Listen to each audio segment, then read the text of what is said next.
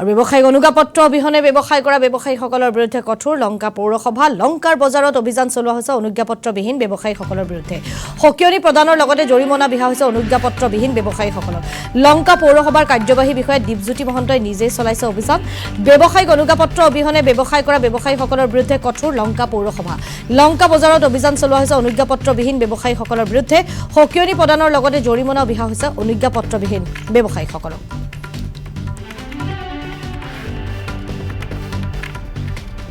বজাৰত যিখিনি দোকানসমূহ আছে এই দোকানসমূহত আমি তেওঁলোকৰ ট্ৰেড লাইসেন্স আছে নে নাই তাৰে কাৰণে আমি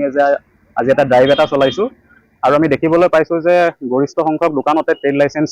নথকাকে তেওঁলোকে